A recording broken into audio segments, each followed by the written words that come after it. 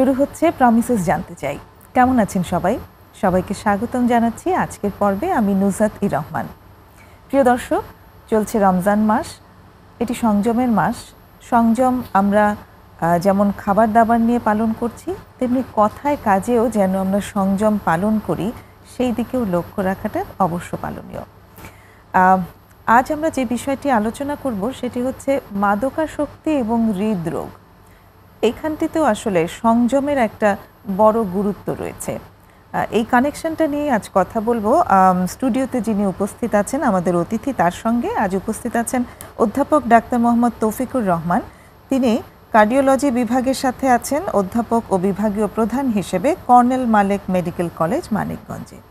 Sir, আপনাকে স্বাগতম আমাদের স্টুডিওতে। ধন্যবাদ আপনাকে, ধন্যবাদ বাংলা টিভিকে আমাকে আমন্ত্রণ জানানোর জন্য। কেমন আছেন? জি আলহামদুলিল্লাহ, ভালো আছি। স্যার, যেটি বলছিলাম যে মাদকাসক্তির সঙ্গে হৃদরোগের যেমন একটা কানেকশন আছে, তেমনি এই যে সংযমের মাস চলছে, সংযমের সাথেও কিন্তু এই যে মেইনটেনেন্স, আসক্তির মেইনটেনেন্স কিংবা হৃদরোগের মেইনটেনেন্স, সেটার একটা বড় সংযোগ রয়েছে। এই জায়গাটি সম্পর্কে যদি বলেন। স্বাভাবিক, ধন্যবাদ আপনাকে। একটা জিনিস হচ্ছে যে যেমন মাদকাসক্ত বা বিভিন্ন ধরনের অ্যাডিকশন বলতে আমরা বিভিন্ন কিছু বলি। জি। এখন আমাদের হৃদরোগের সাথে কয়েকটা মাদকের সম্পর্ক আছে বা মাদক হৃদরোগ করে। আচ্ছা। এর মধ্যে যদি আমরা বলি যে নিচু মানের যেটা আর কি আসক্তি, যেটা মাদকাসক্তি বলবো না, মাদক না, বরং আসক্তি বলা যায় একটা, সেটা হলো যে ধূমপান। এই ধূমপান অনেকে আসক্ত থাকে এবং ধূমপান আমাদের বলা হয় যে যতগুলা রিস্ক ফ্যাক্টর আছে যেগুলো আমাদের হৃদরোগ করে, তার মধ্যে অন্যতম রিস্ক ফ্যাক্টর হলো ধূমপান করা। আচ্ছা। স্বভাবতই যারা রোজার মাসে, আমি এমনও রুগী দেখছি ওরকম বিভিন্ন বলে, রোজার মাসে স্বাভাবিকভাবে আমরা যেহেতু সূর্যোদয় থেকে সূর্যাস্ত পর্যন্ত বা সূর্যোদয়ের আগে থেকে বলা যায়, সাধারণত আমরা এখন বলা যায় 4:30 বা 5টা থেকে বলা যায় 4:50 থেকে শুরু করে একদম 6:10 বা 15 পর্যন্ত আমরা সাধারণত ফাস্টিং থাকি, বা কোনো কেউ যারা ধূমপান করে তারা ধূমপান থেকে নিবৃত থাকে।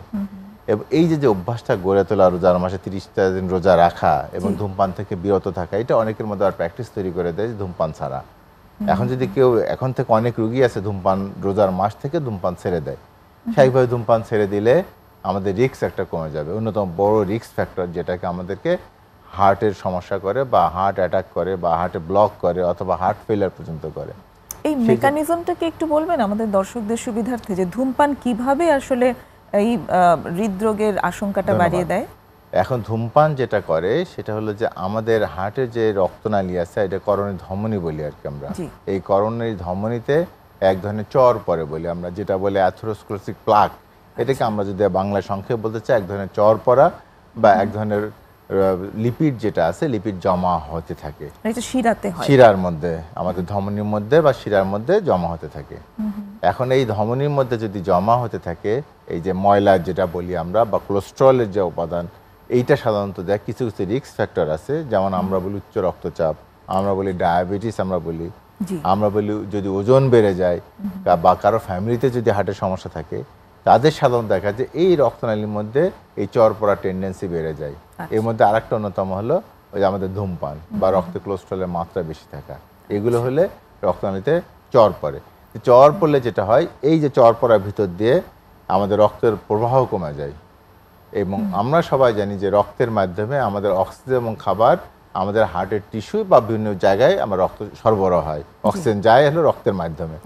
এখন যদি রক্তের ফ্লো কমে যায়, রক্ত যদি যেতে না পারে, তাহলে স্বভাবতই কী হবে, আমাদের হার্টের মাসেল বলি বা শরীরের বিভিন্ন জায়গায় যেটা আছে সেখানে, বা যেহেতু আমাদের রক্তনালীতে ব্লক, হার্টের রক্তনালীতে ব্লক, তার হার্টের মাসেলে বা হার্টের মাংসপেশি তারা আমার অক্সিজেন খাবার পাচ্ছে না। অক্সিজেন খাবার না পেলে এই তখন এক ধরনের তারা ক্রাইং করে, মানে অক্সিজেন খাবারের জন্য কান্দে। আমার যখন পেটে ক্ষুধা লাগলে, আমাদের যখন বাচ্চা যখন ক্ষুধা লাগলে কান্দে, তেমনি হার্টের মাসেলও কান্দে। এই ক্রাইংটাকে বলা হয় আমরা অ্যাঞ্জাইনা বলি। অনেকে অ্যাঞ্জাইনার সাথে পরিচিত, যে অ্যাঞ্জাইনা মানে হলো বুকের ব্যথা বা হার্টের ব্যথা, যেটাকে আমরা বলি অ্যাঞ্জাইনা। এই অ্যাঞ্জাইনার সাথে আমাদের মোটামুটি অ্যাঞ্জাইনা এখন এমন একটা শব্দ হয়ে গেছে, আমি দেখছি অনেক সময় নর্মাল রোগীরাও এসে আমাদেরকে বলে, স্যার আমার অ্যাঞ্জাইনা হয় বা বুকে ব্যথা হয়, হার্টের থেকে ব্যথা হচ্ছে, এটাকে অ্যাঞ্জাইনা বলে। এখন এই অ্যাঞ্জাইনাটা হয় বা হার্ট যে ক্রাইং করে যে আমার অক্সিজেন এবং খাবার কম হচ্ছে, এটাকে বলতেছে হলো হার্টের ক্রাইং বা অ্যাঞ্জাইনা।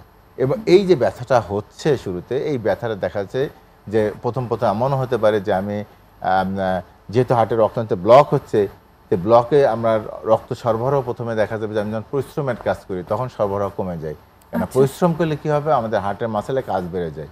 আমরা সবাই জানি যে আমরা যদি একটু দৌড়ায় আসি বুক ধরফর করতে থাকে, তার মানে হার্টের কাজ বেড়ে গেছে।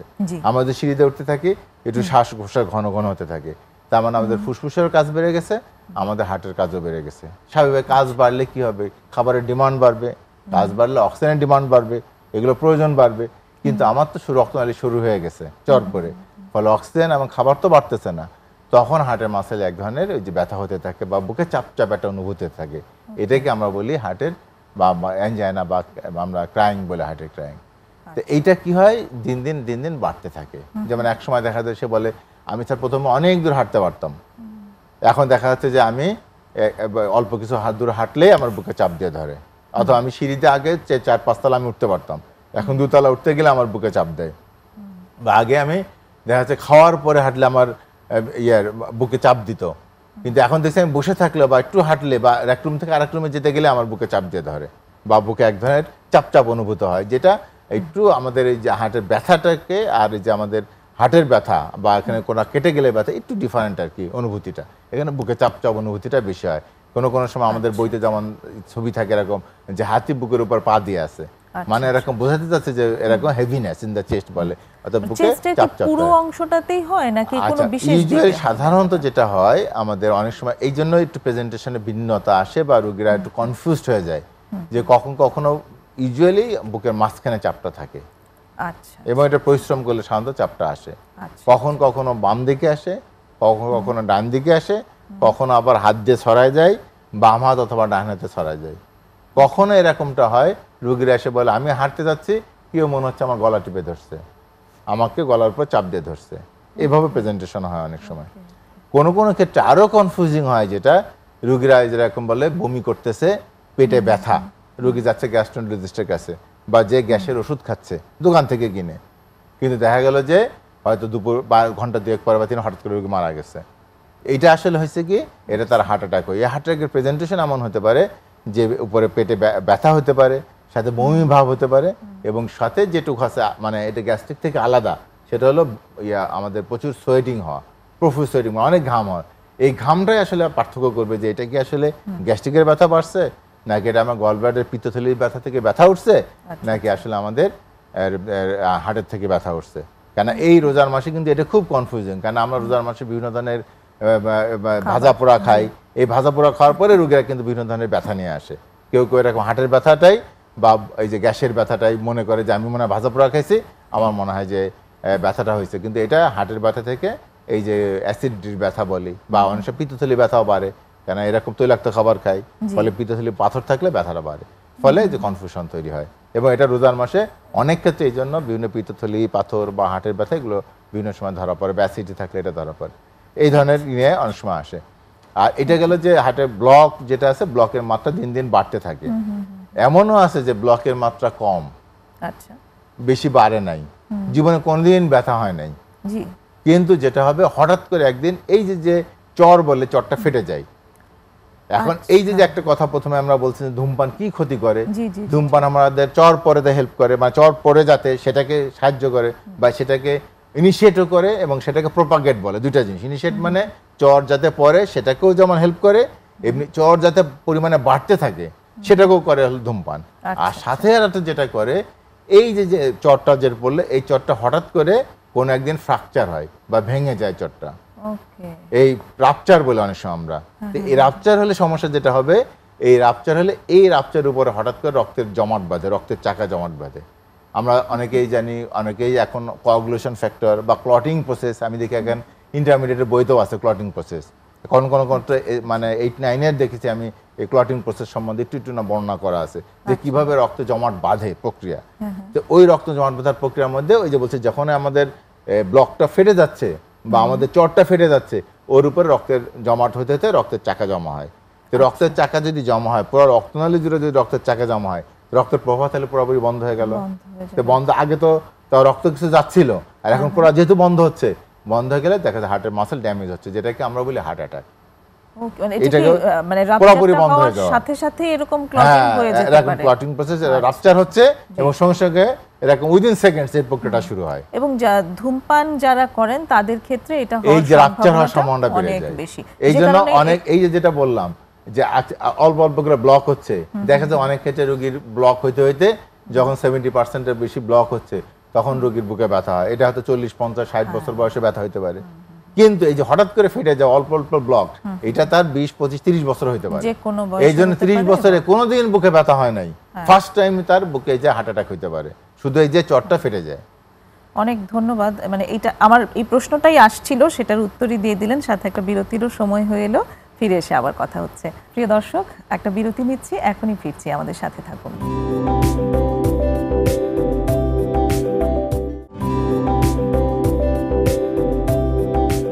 ফিরে এলাম বিরতির পর। প্রমিসেস জানতে চাইয়ে কথা হচ্ছে মাদকাসক্তি ও হৃদরোগ নিয়ে অধ্যাপক ডাক্তার মোহাম্মদ তৌফিকুর রহমানের সাথে। আমরা তো ধূমপানের সাথে কানেকশনটা আলাপ করলাম যে মানে ধূমপান তো একটা আসক্তি, তাই না? এবং ধূমপানের যে নিকোটিন, এটাকে ওই মাদকের সাথেই আসলে রাখা হয়েছে। সো ধূমপান ও মাদকাসক্তির সাথেই আসলে যাচ্ছে, যদিও অনেকে এটাকে স্বীকার করতে রাজি নন, কিন্তু আমরা আসলে এটাই বলবো যে ধূমপানও একটা আসক্তি, খুব নিম্ন মাত্রার আসক্তি আর কি, এবং যেটা খুব সহজে ছাড়া যায় আর কি, খুব সহজে ছাড়া যায়। এক্স্যাক্টলি ডিফারেন্স অন্যান্য মাদক থেকে, এক্স্যাক্টলি, যেটা খুব সহজে ছাড়া যায়, চেষ্টা করলেই সম্ভব। তো সেই জায়গাটাতে ধূমপান কিভাবে হৃদরোগ ইনিশিয়েট করে সেটা নিয়ে আমরা আলাপ করলাম। তো এই যে রমজান মাস চলছে, এই সময়ের আপনি বলেছেন অলরেডি কি ধরনের সমস্যা অলরেডি হয় তা বলেছেন, আরেকটু যদি বিস্তারিত বলেন যে কি কি ধরনের জাতীয় প্রবলেম নিয়ে এখন রোগীরা আসে। একটা তো আমরা বললাম যে হলো ধূমপান, যেটা ধূমপান হলো ব্লক করে, ব্লকের প্রোপাগেশন করে, মানে ব্লক বাড়তে হেল্প করে, ব্লক হঠাৎ করে রাপচার করে হার্ট অ্যাটাক করে। জি। আর যেটা আমাদের অন্যান্য যেসব ধূমপান মাদকাসক্তি যেগুলো আছে, এই মাদকাসক্তির মধ্যে বিশেষ করে কিছু কিছু মাদকাসক্তি আছে যেটা আমাদের কি করে হঠাৎ করে হার্টের রক্তনালীকে স্পাজম করতে পারে। আচ্ছা আচ্ছা। এখন এই যে হঠাৎ করে স্পাজম যেটা হয়, এই স্পাজমের কারণে যার কিন্তু কোনো ব্লক নাই, বয়স কম, কিন্তু এই স্পাজমের কারণে তার হার্ট অ্যাটাক হতে পারে। স্পাজম বলতে একটু চিপে আসা। স্পাজম মানে চিপে আসা। আচ্ছা আচ্ছা। এই চিপে আসাটা যেটা আছে, যদি রক্তনালীতে ডায়ামিটার থাকে, যদি চাপ দেয় তাহলে ডায়ামিটার অনেক কমে যায়, রক্ত সরবরাহ একদম কমে যায়। ফলে কমে যাওয়ার জন্য, এবং এটা যদি একটু দীর্ঘমেয়াদী একটু প্রক্রিয়া হয়, দীর্ঘমেয়াদী মানে যে 5 মিনিটের বেশি যদি এরকম চাপা অবস্থায় থাকে, তাহলে আমাদের একদম ফ্লো কমে যাবে। এই ফ্লো কমে যায় আমাদের কি করে এরকম পুরোপুরি হার্ট অ্যাটাক করতে পারে। সুতরাং এই জিনিস যে আছে তা মাদক, এই জন্য বলে আমরা যে অনেক সময় দেখা যায় মাদকাসক্তি যারা আসক্ত থাকে তাদের হঠাৎ এই যে সাডেন কার্ডিয়াক ডেথ হওয়ার সম্ভাবনা থাকে। এই সাডেন কার্ডিয়াক ডেথটা আসলে এইভাবে ইয়েটা হয়। এই জন্য আমরা বলছি যে যদি কেউ রোজার এই যে সংযমের যে কথাটা শুরুতে বললেন, এই সংযম যদি সে পালন করে, অর্থাৎ এই যে ধরনের জিনিস থেকে, কেন রোজার মাসে তো মাদক নেওয়া নিষেধ, সব ধরনের জিনিস নিষেধ, সিগারেট খাওয়া নিষেধ, সব ধরনের পানাহার বা ধূমপান নিষেধ। এখন যদি সে এখান থেকে যদি সে বিরত থাকে, তাহলে আশা করা যায় হয়তো সে ক্রমান্বয়ে আস্তে আস্তে এখান থেকে দূরে থাকতে পারবে। এটা খুব চমৎকার একটা পয়েন্ট আসলে, কারণ এই যে 13-14 ঘন্টার একটা লম্বা সময় ফাস্টিং, সেই সময় কোনো মানে এটা অ্যাবস্টিনেশনের একটা কাজ করে দিচ্ছে, তাই না? যে অ্যাবস্টিনেশন দরকার হয়, সেটা দরকার হয় আসক্তি থেকে নিজেকে বিরত রাখার জন্য যে একটা সুযোগের প্রয়োজন, এটা সেই সুযোগটা দিচ্ছে, যেটা আমার ধর্মীয় ভাবে হোক বা সামাজিক ভাবে হোক। আমরা অনেক সময় মানে চারিপাশে মানুষের ভয়ও রোজা ইয়ে রাখি, যে আমি কি বাবা, আমি সবাই খাচ্ছেন আমি কেন খাবো, তাই না? এখান থেকেও বিরত থাকতে পারবে। সেটাই, এটা একটা সুযোগ করে দেওয়া, বছরের একটি মাস, সেই সুযোগটাকে যদি আমরা কাজে লাগাই তাহলে আমাদের এই আসলে লাভবান হওয়ার ব্যাপার আছে।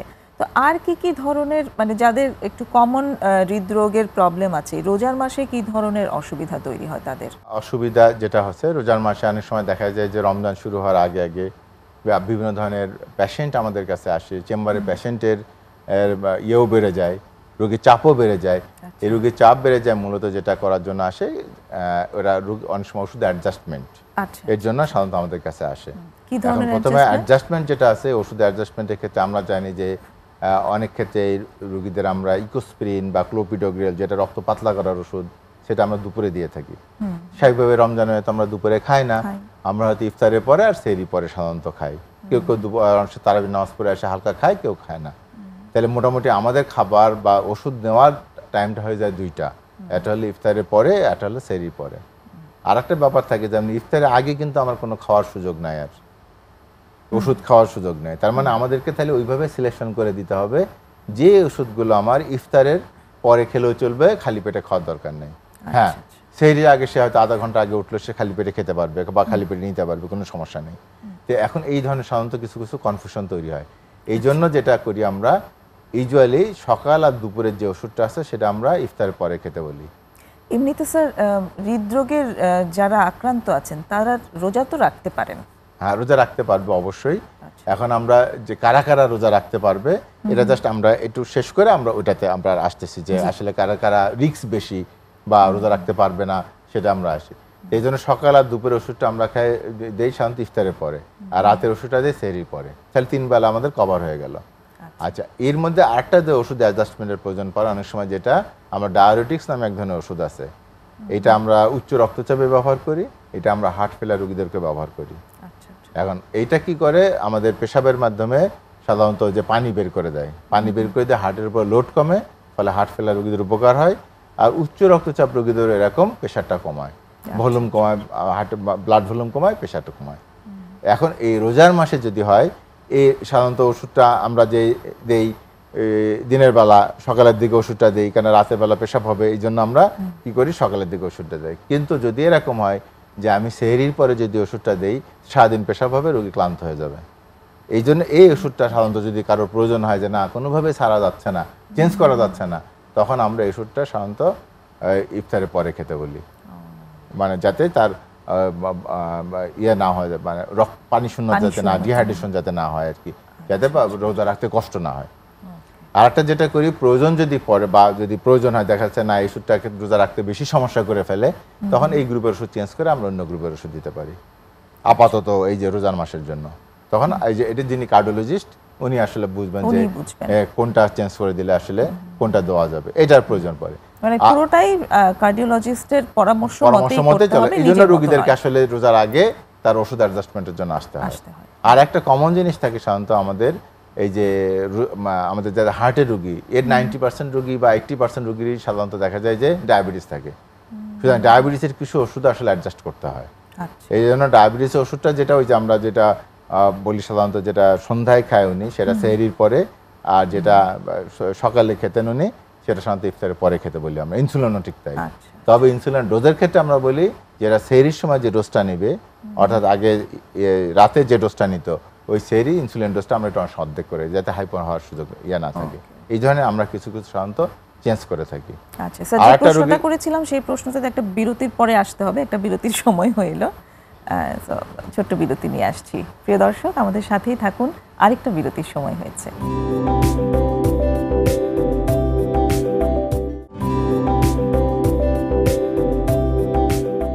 বিরতি নিয়ে আবার ফিরে এলাম প্রমিসেস জানতে চাইয়ে। কথা হচ্ছে অধ্যাপক ডাক্তার মোহাম্মদ তৌফিকুর রহমানের সঙ্গে মাদকাসক্তি এবং হৃদরোগ নিয়ে। স্যার, বিরতির আগে যে প্রশ্নটা ছিল সেটি হচ্ছে যে হৃদরোগী যারা, তারা কি রোজা রাখতে পারবেন কিনা? হ্যাঁ, ধন্যবাদ। এটা খুব গুরুত্বপূর্ণ প্রশ্ন। কারণ অনেক সময় বিভিন্ন সময় রোগী এসে জিজ্ঞেস করে, স্যার আমার তো হার্ট অ্যাটাক হয়েছিল, আমি হাসপাতালে ভর্তি ছিলাম, এরপরে স্যার আমার ছুটি হয়েছে 2 সপ্তাহ হয়েছে বা 3 সপ্তাহ হয়েছে, আমি রোজা রাখতে পারবো কিনা, এরকম কোশ্চেন নিয়ে আসে। অথবা রোগী এসে বলে, স্যার আমার তো রিং লাগানো, বা কোনো রোগী এসে বলে আমার বাইপাস করা, আমার কি স্যার রোজা কোনো ক্ষতি হবে কিনা বা রোজা রাখতে পারবো কিনা, এই ধরনের কোনো ইয়ে নিয়ে আসে, বা রিস্ক কতখানি। সাধারণত আমরা বলি যা রিং লাগানো হয়েছে বা বাইপাস করা হয়েছে, এদের সাধারণত রোজা রাখতে কোনো সমস্যা নেই, বা যাদের হার্ট অ্যাটাক হয়েছে। এখন রোজা রাখতে রিস্ক যাদের বেশি, সেটা হলো যাদের সাধারণত হার্ট ফেলিয়ার থাকে এবং যাদের হার্টের পাওয়ার বলে ইজেকশন ফ্র্যাকশন 25%-এর নিচে থাকে, অর্থাৎ যারা বেশি ভালনারেবল থাকে, বেশি আমার ফ্লুইড ব্যালেন্স যাদের সমস্যা হয়, এই রোগীরা আমরা অনেক সময় দেখা যায় রিস্কের কথা চিন্তা করে তাদেরকে আমরা রোজা রাখতে নাও বলতে পারি, যে তাদেরকে যদি তারা দেখা যাচ্ছে না মনে পরবর্তীতে ফিট মনে হচ্ছে, তখন আমরা রোজা রাখতে পারি। কিন্তু আনস্টেবল কন্ডিশন যেসব পেশেন্টের আছে, সহজ কথা, আনস্টেবল রোগীদের আমরা রোজা রাখতে না করি। কিন্তু দোজ পেশেন্ট যারা স্টেবল, তাদের ছাড়া রোজা রাখতে পারবে নিশ্চিন্তে। ওই যদি হার্ট অ্যাটাক হয় কোনো সমস্যা নেই, হার্টের ওষুধ চলবে, আমরা তো ওষুধ অ্যাডজাস্ট করে দিই, যেটা আমরা আগেও আলোচনা করলাম। জি জি। তারপরে যারা বাইপাস সার্জারি করা হয়েছে, রিং লাগানো হয়েছে, তাদেরও ওষুধ আমরা অ্যাডজাস্ট করে দিই, এবং ওষুধের সাথে সাথে তারা রোজা রাখতে পারবে, কোনো সমস্যা নেই। বরং ফাস্টিং এর যে উপকারিতা আছে, এই উপকারিতা তো স্বাভাবিকভাবে পাবে। এবং যে যাই বলুক, আমরা যদি রোজার যেটা কনসেপ্ট, যেটা ওই যে সংযম, শুরুতেই আমরা যে কথা বললাম, এটা যদি মেনে চলে, অবশ্যই দেখা যায় যে আমাদের ডায়াবেটিক, আমাদের বিশেষ করে যে পেশেন্টগুলো হাইপারটেনসিভ বা উচ্চ রক্তচাপ আছে, বা হার্টের জন্য যাদের ব্লক আছে, বা রিং লাগানো আছে, বাইপাস করা আছে, এই সমস্ত রোগীদের কোনো না কোনো রিস্ক ফ্যাক্টর আছে, যেটা আমরা বলি যে ডায়াবেটিস আছে, বা যাদের রক্তে কোলেস্ট্রলের মাত্রা আছে। এই সমস্ত কিছুই কিন্তু রোজা যদি আমি 30টা দিন পালন করি, রোজা, তাদের এই যে প্রোফাইল, ডেফিনেটলি সবার প্রোফাইল উন্নতি হয়, কারো লিপিড প্রোফাইল উন্নতি হয়, এবং তাদের সুগার প্রোফাইলও ইমপ্রুভ করে। সুতরাং আমি যদি রোজাটা রাখতে পারি, এবং এই রোজা রাখার কারণে আমার কিন্তু ওই প্রোফাইলগুলো ডেভেলপ করলে আমার অটোমেটিক্যালি কিন্তু এই যে ডিজিজ যেটা আছে, ডিজিজ প্রসেসটা স্লো হয়ে যাবে, ডিজিজ প্রসেসটা হল্ট হবে। শুধুমাত্র ওষুধে যে হল্ট হবে তা না, বরং এই ফাস্টিংটা আমাকে কিন্তু ওইভাবে পজিটিভলি আমাকে উপকার করতেছে। যারা হার্ট ফেলার নিয়ে রোগী আমাদের ভর্তি, যাদেরকে আমরা আইভি অনেকগুলো ওষুধ দিতে হয়, ইন্ট্রাভেনাস বা শিরাপথ ওষুধ দিতে হয়, শিরাপথ ওষুধ দিলে তো আর রোগীর রোজা থাকবে না স্বাভাবিকভাবেই।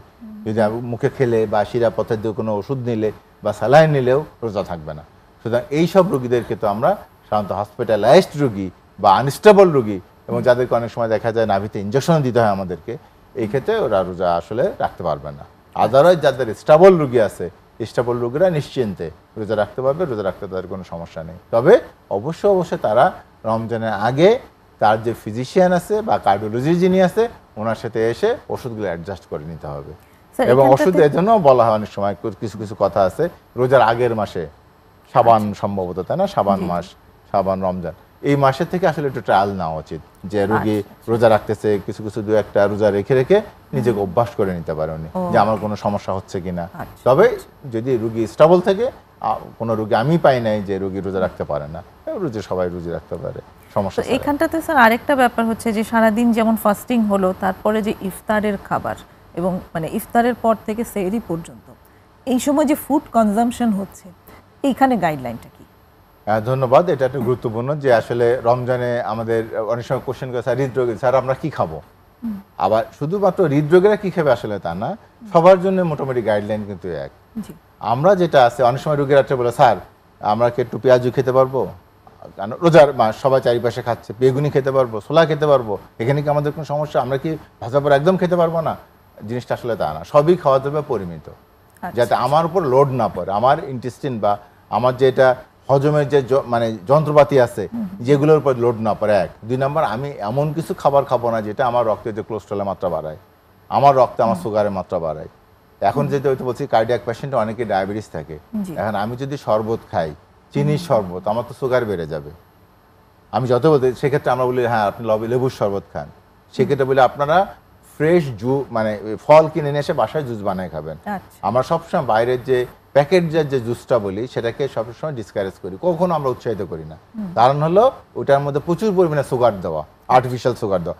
এই জন্য সুগার যে দেওয়া, সুগার কোনো সব জিনিসই খারাপ, সুগার ওজন বাড়ায় আমাদের, এবং সুগার যা ডায়াবেটিক পেশেন্টের আমার সুগার প্রোফাইল চেঞ্জ করে ফেলে, সেজন্য আমরা এটাকে না করি। এই জন্য আপনি যে কোনো ফল কিনে, ফ্রেশ ফ্রুটস আপনি বাসায় জুস করে নিয়ে আপনি বাসায় খান, কোনো সমস্যা নেই। তারপর আপনি লেবুর শরবত খান, সমস্যা নেই। কিন্তু যে ইয়ার যেটা চিনির শরবত যেগুলো আছে, এগুলো আমরা ইভেন ডায়াবেটিক পেশেন্টের রুহ আফজা টাবজা বলে, এগুলো অ্যাভয়েড করা ভালো। রুহ আফজার মধ্যে প্রচুর পরিমাণে সুগার থাকে, এগুলো অ্যাভয়েড করা ভালো।